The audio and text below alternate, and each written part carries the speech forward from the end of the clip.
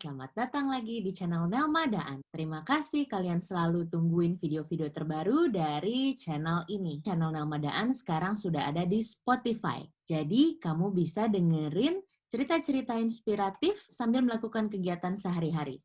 Kali ini aku mau ngobrol tentang hidup sebagai anak blasteran. Apa sih blasteran itu? Menurut Kamus Besar Bahasa Indonesia, blasteran artinya hasil perkawinan campur dari dua jenis yang berbeda. Umumnya, kita menggunakan kata blasteran untuk perkawinan beda budaya atau beda negara. Contohnya seperti narasumber saya saat ini, ibunya berasal dari Indonesia dan ayahnya berasal dari Australia. Kalau gitu langsung aja kita ngobrol sama Dewi Beck.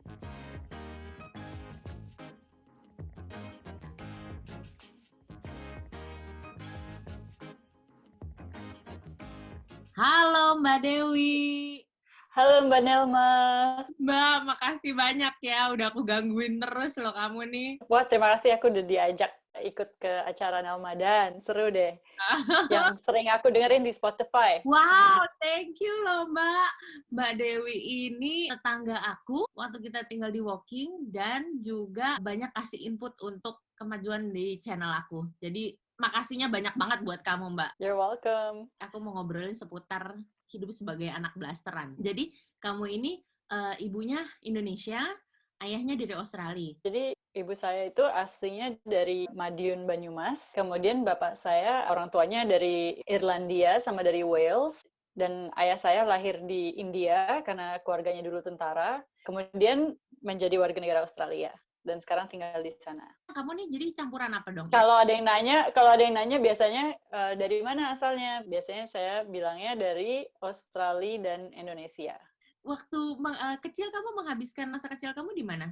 Kebanyakan sih di Jakarta. Saya lahir di Australia, di sana kemudian pindah ke Jakarta ketika TK. Kemudian balik ke Australia lagi untuk ya berapa tahun, terus balik ke Indonesia lagi. Jadi ya bolak-balik lah. Cukup lamanya di Jakarta ya. Jadi dari kelas 4 SD sampai 1 SMA di Jakarta, habis itu saya pindah ke Australia, kemudian SMA kuliah di Australia, terus balik lagi ke Jakarta sampai akhirnya menikah. Boleh dibilang hampir separuh hidup kamu habiskan di Jakarta nggak? Iya.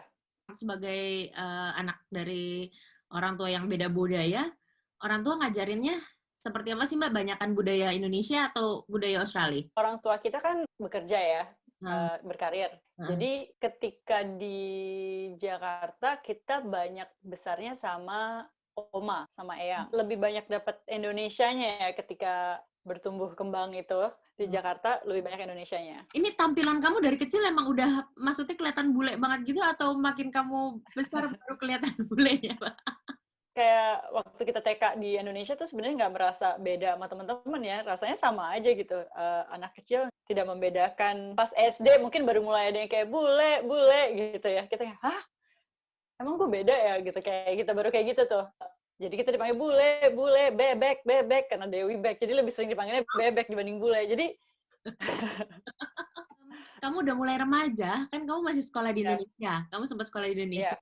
Dan tampilan otomatis udah kelihatan beda banget dong dan kamu udah menyadari kalau kamu emang lain gitu. Maksudnya kulit lebih putih, hidung lebih panjang, lebih mancung gitu. Terus postur kamu juga lebih tinggi gitu kan, Mbak. Pernah dapet bulian nggak? Atau mungkin kamu justru malah dapat privilege karena kamu berbeda? Untungnya waktu SMP, iya dan tidak ya. Pasti kita lebih diperhatiin orang karena kelihatannya beda. Aduh, hidungnya bagi dong, gitu kan. Kayak gitu-gitu. Terus, nah, tapi waktu SMP itu, kebetulan saya SMP-nya bareng sama Wulan Guritno, SMP Alizar. Kita berdua blasteran, dan kebetulan kita berdua banyak dibesarkan sama nenek kita gitu kan. Jadi kita punya satu sama lain gitu. Udah gitu namanya Wulan sama Dewi lagi, namanya nggak bisa lebih Indonesia lagi kan. Kita suka dibecandain bule-bule gitu-gitu. Adalah panggilan misalnya bule kampung gitu-gitu kan. Karena saya sama Wulan berdua ya gedenya kan di Indonesia, di Jakarta. Jadi kita juga bahasa Inggrisnya juga kadang-kadang juga ya mungkin ada salahnya juga gitu. Indonesianya lebih dominan. Jadi kita juga agak-agak yang kayak belum merasa dekat sama warisan dari budaya asingnya gitu.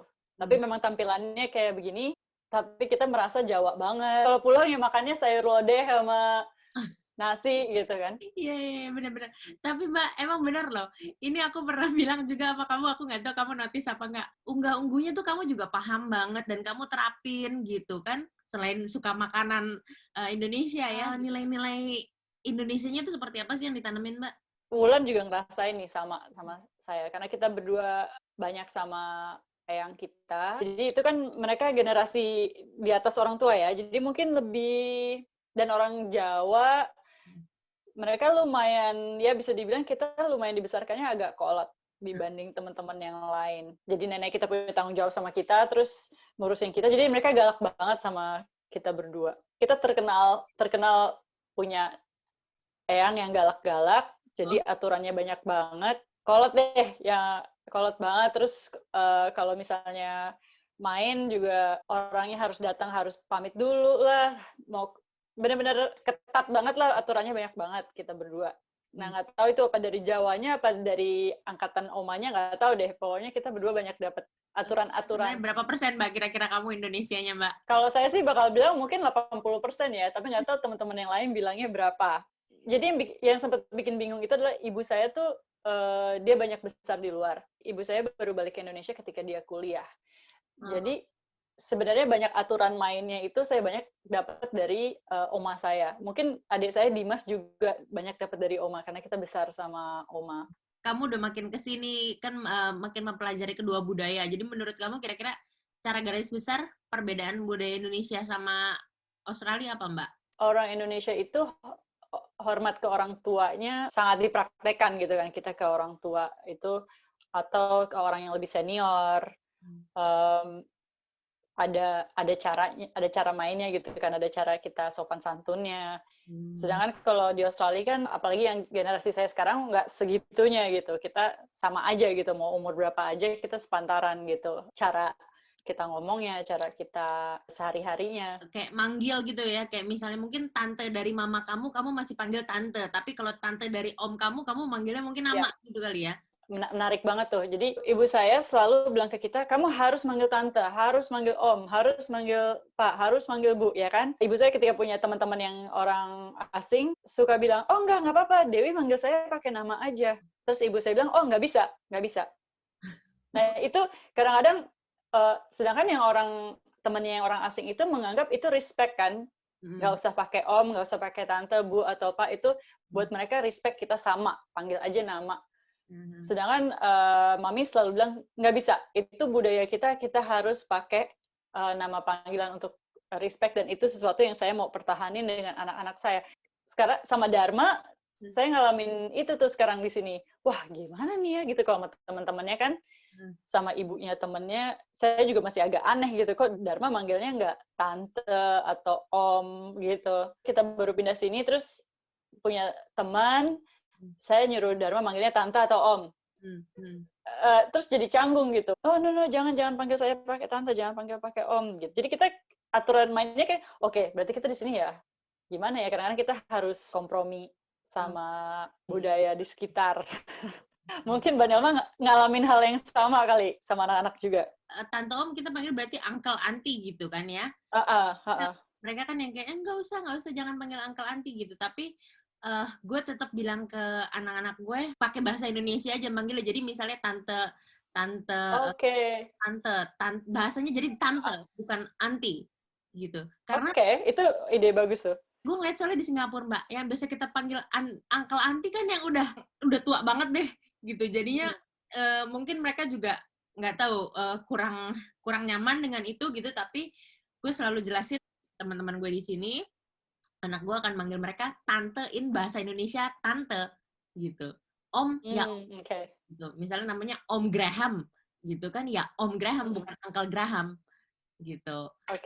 Ya so far sih akhirnya mereka oh ya mengerti gitu. So far oke. Jadi itu kompromi juga ya. Jadi kita tetap pakai bahasa kita gitu. Sekaligus ngajarin ke anak-anak kita kalau mereka tetap harus seperti itu. Mungkin satu hal yang menarik ini kali, kayak di suatu saat akhirnya ketika lo blasteran, ketika gue pindah ke Australia lagi tuh SMA, gue itu udah tahun 90-an. Itu gue nggak sepenuhnya dianggap orang Australia, Oh gitu. tapi gue nggak sepenuhnya orang Indonesia. Iya, jadi gue harus ngambil keputusan, oke, gue hangoutnya sama siapa nih, gitu. Lo nyelesain SMA di mana? Gue nyelesain SMA di Australia. Oh. Cuman gue baru mulai ngerasain kayak problem menjadi seorang blasteran tuh ketika mulai kuliah lah. Mulai kuliah itu, karena orang Indonesia kan hangoutnya sama orang Indonesia gitu misalnya ya. Apalagi tahun 90-an. Ya dimana orang Indonesianya nggak banyak. Dan aktif banget kan, misalnya ada PPIA, Persatuan Pelajar Indonesia Australia, terus ada event yang orang Indonesia. Mau punya temen yang orang lokal pun kan lain ya, maksudnya cara hangoutnya juga lain gitu kan. Kayak waktu SMA pindah ke Australia nih, hari pertama masuk sekolah di Australia, gue bawa makan siang ya, bungkus nasi, ya kan, nggak biasa makan roti. Kapan sih pernah bawa roti buat makan siang gitu kan? Umur 15 tahun tuh udah dikirim ke Australia, tinggal sama kakak. Jadi ya muda banget ya, umur 15 tahun, nggak ada orang tua. Jadi gue bungkus nasi, inget banget nih, gue bungkus nasi sama ayam goreng. Gue nggak punya konsep ya makan yang bawa sandwich gitu, karena nggak biasa banget makan sandwich. Terus kan pada makannya di luar tuh di taman. Nah, yang orang Asia ngumpul nih, yang orang Asia gitu, yang international student, Asian students ngumpul nih. Terus yang orang lokal, orang Australia, ya ada orang Asianya juga sih ya, tapi orang Asia yang udah lahir di Australia, gede di Australia, jadi udah Australianya udah medok lah gitu ya. Ini yang orang Australia. Nah, gue yang kayak, gue duduk di mana ya gitu. Terus akhirnya gue sempat duduk sama yang orang Australia, terus gue agak kayak masih belum nyambung gitu loh. Gue ngerasa kayak yang anak-anak orang Australia itu ngomongnya bahasa Inggris semua, ya kan, advance bahasa Inggrisnya. Gue dari yang sekolah di Alizar gitu kan, yang terus sekolah di SMA Negeri 82, gue dicemplungin ke bahasa Inggris full gitu, lumayan masih kagok. Temen gue juga sebelumnya bule Wulan Guritno gitu kan, juga ngomongnya juga bahasa Indonesia juga kan. Terus akhirnya duduk sama yang geng Asia orang Indonesia. Oke, kayaknya lebih serak nih, soalnya masih pada makan nasi, masih nyambung. Akhirnya gue pilih untuk lebih banyak sama anak Indonesia. Nah, tapi terus lama-lama pas sudah mulai kuliah, udah tahun kedua gitu ya, udah mau terakhir-terakhir, terus gue pikir, gue kan lagi tinggal di Australia, kenapa gue juga nggak punya teman orang sini ya? Maksudnya kenapa gue mainnya sama orang Indonesia aja? Maksudnya kenapa gue nggak merayakan bahwa ada budaya lain dan segala macamnya, dan dari situ mulai kenal teman-teman lain yang blasteran juga. Sebelumnya ngerasanya Indonesia banget, mainnya selalu sama anak-anak Indonesia, nggak terlalu kenal sama yang mungkin orang-orang bulenya atau orang-orang Australia lokalnya gitu, yang baru pas kuliah baru mulai membuka diri. Dan it's okay loh gitu, besar dengan budaya Indonesia. Jadi mungkin kayak ada bercandaannya masih nggak nyambung, nggak ngerti gitu kan bercandaannya, lawakannya masih bingung gitu. Tapi bahasa sehari-hari di rumah kalau di Indonesia? Lebih banyak pakai bahasa Indonesia. Cuman memang kita ada bahasa Inggris juga ya. Kalau lagi sama orang tua atau lagi sama adik kakak, misalnya kita berantem gitu ya, mana yang keluar paling cepet aja gitu. Jadi campur bahasa Inggris, bahasa Indonesia. Kayak gue nih, kalau mau ngomong bahasa Inggris, Mbak, gue harus pikirin dulu dalam bahasa Indonesia, kemudian gue translate. Ya. Nah, kalau lo nih, berarti gimana? Gue juga. Jadi kalau misalnya gue kayak presentasi gitu ya, jadi udah siapin otaknya, oke, ini mau bahasa Inggris nih nanti nih gitu. Jadi siap pas masuk ke, dan kalau pas lagi di Indonesia juga gitu juga. Oke, nih sekarang mau pakai bahasa Indonesia nih meetingnya nih, gitu kan. Jadi harus dipasang switch-nya ya, ini bahasa Indonesia. Harus pasang switch-nya, iya. Oke. Gue boleh bahas soal agama nggak nih? Boleh banget, boleh banget. Sorry, maaf. Orang tua beda agama nggak? Sama, orang tua dua-duanya Islam. Oh, beda. Sama ya, jadi nggak ada hambatan dalam itu ya? Nggak ada. Dan sekarang sama papanya Dharma sama suami lo? Jadi suami gue masuk Islam ya. Ketika kita nikah, kita jadi mualaf. Bapak gue tuh kita telepon kan pakai Skype, kita mau ngasih tahu kita mau nikah. Hal pertama dari dia harus Islam loh, atau nih kalian nanti gimana mau nikahnya gitu. Kamu kan perempuan gitu. Kan kalau di Islam perempuan nikah sama Islam. Jadi bapak saya kan yang orang bulenya ya. Jadi kalau ayah memang dari dulu Islam atau mualaf juga? Mualaf juga ketika dia nikah sama ibu saya. Oh, oke. Tapi artinya dia juga akhirnya mendalami ya, sampai akhirnya dia tahu ketika anaknya mau nikah pun harus satu agama gitu ya? Iya. Oh, oke. Ketika lo udah punya anak, udah punya Dharma gitu, sekarang lo di Inggris, ngebesarin Dharma sendiri. Jadi menurut lo perbedaannya apa, Mbak? Membesarkan anak di UK dan ketika di Indonesia? Di Indonesia itu kita banyak keluarga, banyak temen. Jadi rasanya tuh kalau membesarkan anak di Indonesia tuh kayak rasanya kayak membesarkan bareng-bareng.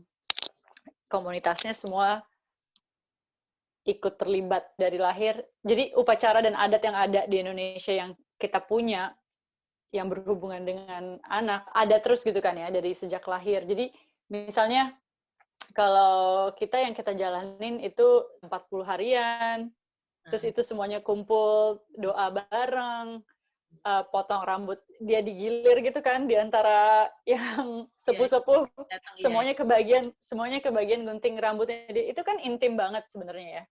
Gunting rambut bayi loh gitu. Terus tidak sinten juga itu menapak bumi kan. Jadi budaya Indonesia tuh sangat semua terlibat untuk membesarkan anak itu rasanya bedanya kayak gitu. Di sini kita nggak dapat itu sih. Tapi di sini kan maksudnya lo ada keluarga sebenarnya kan dari pihak suami gitu, tapi ada tapi nggak kayak kita ya yang modelnya maksudnya jadi memang kalau di sini budayanya lebih ke apa ya, Mbak? Maksudnya bukan Inggris aja ya? Individualis mungkin ya. Mungkin yang gue banyak belajar dari suami gue adalah kita harus respect kalau memang di sini ada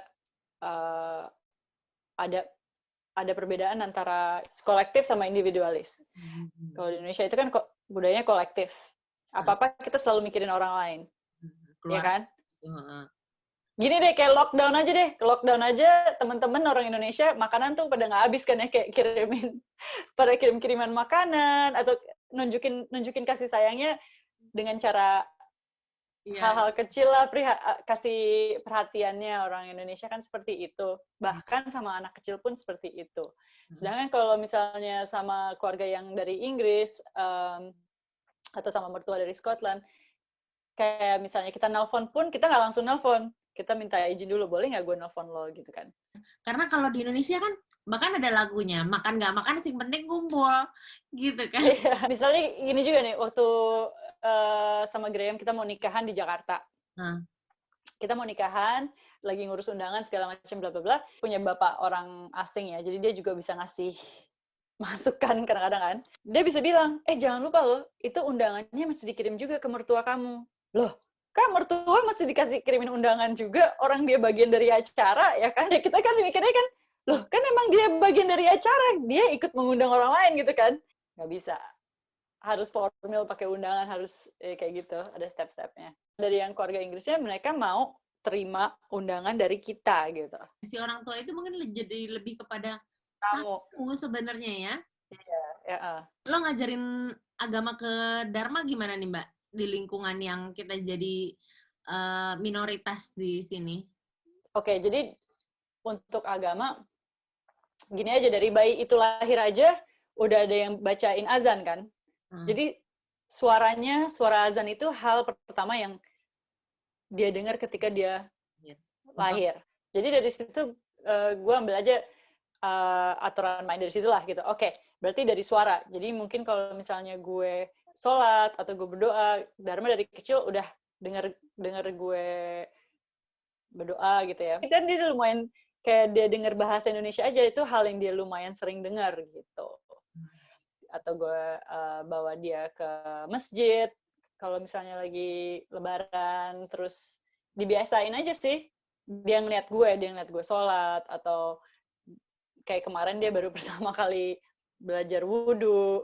Terakhir nih Bu Del, tips dong buat yang pengen dapet pasangan bule gitu. Pengen dapet Oke. pasangan bule, terus atau mereka sudah punya anak mau pindah ke sini. Tipsnya untuk orang Indonesia? Ya, tipsnya untuk orang Indonesia. Oke. Berarti untuk perkawinan campuran. Apa Ya. yang gue pelajarin dari orang tua gue, sama apa yang gue pun jalanin dengan perkawinan campuran. Pertama, sebelum ketika menikah sama orang asing, bikin perjanjian pranikah. Kedua, bergabunglah bersama komunitas seperti perkawinan campuran. Oke. Terus secara legalnya sih itu ya, itu benar-benar esensial banget. Number one deh. Mungkin sama pasangan harus punya persamaan ya, kayak misalnya masalah anak nanti belajar bahasanya gimana gitu. Pasangan kita nyaman nggak sih kalau anak kita belajar bahasa Indonesia dari dia kecil? Karena kadang-kadang mungkin ada pasangannya nggak ngerti bahasa Indonesia, mungkin nggak nyaman kalau kita ngobrolnya. Sedangkan itu penting banget kan, sayang kan kalau anak kita nggak bisa bahasa Indonesia. Kedua, masalah agama juga penting banget. Jadi misalnya nikah jadi mualaf hanya untuk nikah aja, tapi terus ketika kita mau ngajarin Islam atau kita mau ngajarin Protestan atau Katolik atau apa ke anak kita, belum tentu pasangan kita yang mungkin orang asing yang tidak percaya dengan agama, dia keberatan anak kita belajar masalah ketuhanan gitu. Jangan saling ngejatohin gitu aja di depan anak. Anaknya bingung ya. Anaknya bingung, terus jangan saling ngejatohin aja gitu dari kebudayaan dan tradisi. Sama harus bisa ini kali Mbak, bisa masak, bisa ngerjain semuanya. ini curhat ya. curhat. Suami gue kan kerja film. Dan dia kan banyak traveling ya. Jadi kayak kerja kemarin dia ngerjain Game of Thrones, dia di Belfast atau dia di Jerman apa di mana. Terus dia selalu bilang, "Kok lo bisa nemu aja sih orang Indonesia di mana lo berada?" Dan ketika udah kenal orang Indonesia, kita pasti ngumpul dan makan gitu kan. Gila nih, orang Indonesia luar biasa, bisa dimanapun. Dan kita kalau ketemu udah langsung, kayaknya maksudnya gini, udah langsung ayo karena kita Indonesia sama-sama ayo gitu. Sama-sama ingin ngerangkul ya. Jadi rasanya ngerangkul. Sama karena kita jauh dari hangat gitu kan. Kayak udah kenal udah lama gitu kan. Wah gitu. Terus nyambungnya, nggak tahu deh Nelma ngerasain hal yang sama apa enggak. Somai sama bakso, udah deh. Kalau udah somai sama bakso urusannya udah deh, udah kelar deh. Semuanya udah pada ngumpul gitu kan. Nasi, sambal. Pertama-tama suami gue rada aneh. Kayak, loh kita mau ke rumahnya siapa nih? Gitu kan. Mau ke rumah siapa nih makan siang? Dia bingung banget. Jadi gue sholat id di Belfast. Kenalan sama orang Indonesia, lagi sholat id sebelah gue gitu kan. Terus dia langsung kayak, "Ya Mbak, ini datang aja nanti kita mau makan rame-rame nih, ada ketupat." Wah, ada ketupat lagi kan. Terus gue bilang sama suami gue, kita ini nih diundang makan siang. Hah, sama siapa? Ya, gue baru kenal tadi kan, dia ngajak makan siang, makan ketupat gitu. Tiba-tiba datang kan, jreng, rame, semuanya ngumpul gitu, ada ketupat di tengah-tengah, semuanya makan rame-rame. Itu awalnya dia lumayan culture shock, kayak, kok bisa sih lo baru kenal, tiba-tiba nih semuanya udah pada makan rame-rame, kayak udah kenal 10 tahun gitu. Tapi sekarang dia udah biasa sih. Mungkin dikasih gambaran juga Mbak, ini sebenarnya lucu juga sih, kalau dipikir-pikir maksudnya gini, kita ya kalau di Indonesia ketemu stranger juga nggak bakalan juga kita mengundang kan? Benar. Makan. Tapi ya ini nggak tahu ya, mungkin ini budayanya kita atau ya kayaknya memang ini juga udah terjadi begitu aja ya Mbak. Maksudnya dari zaman dulu orang yang tinggal di luar negeri sampai gue yang baru datang pun, ketika kita di luar negeri dan ketemu sama sesama orang Indonesia tuh langsung kayaknya pengen dirangkul dan ayo kumpul gitu loh, maksudnya. Iya. Dan ketemunya sebenarnya apa bahasnya? Makanan kan loh. Bener kan? Bener, ya. Ya bener, jadi harus bisa masak, bener. Paling nggak satu masak satu hal deh ya, kalau misalnya. Itu ice breaking banget sih gue bilang, Mbak. Ice breaking. Itu kalau misalnya masak. Ice breaking.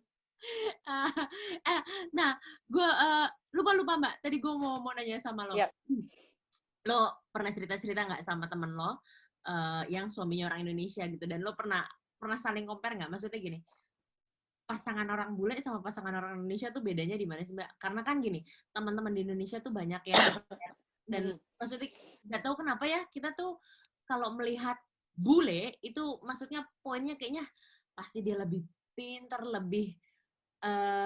dia lebih hangat dalam memperlakukan pasangan. Padahal ya orang Indonesia ada yang kayak gitu juga. Cuman kayaknya kalau bule tuh kayaknya pasti udah kayak gitu. Ya, kayak bule lebih superior gitu kan ya. Pasti lebih nilai plus deh. Tapi satu hal sih ini, misalnya gue kan lebih ngerasa gue tuh orang Indonesia. Terus kalau misalnya gue lagi sama suami gue, dia suka bilang, lo tuh orang bule juga loh, gitu. Lo kadang lupa malah ya, lupa.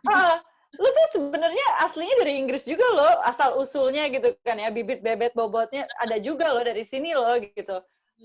Hah?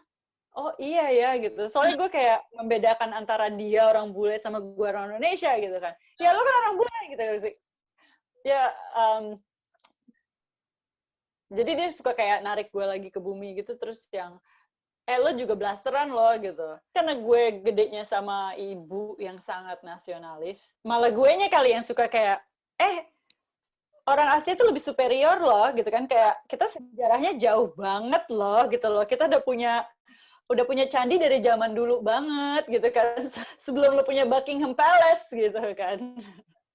Suami gue lumayan hands on sama dia turun tangan lah kalau urusan anak, lumayan banyak bantu. Okay. Gue ngeliat teman-teman gue yang mungkin pasangannya orang Indonesia, teman-teman gue yang orang Indonesia deh, gue ganti popok yang bener aja gitu kan. Kayaknya tugasnya si ibu pokoknya bener-bener masih ada kayak gitu-gitunya. Sedangkan kalau yang orang bulenya kayak ya enggak, kita semua ganti popok rame-rame. Kalau di sini kan nggak ada, cuma kita berdua gitu. Mau minta bantuan mertua juga nggak bisa minta bantuin begitu aja, nggak bisa langsung telepon, tolong bantuin dong, nggak bisa gitu. Ada jaraknya. Betul.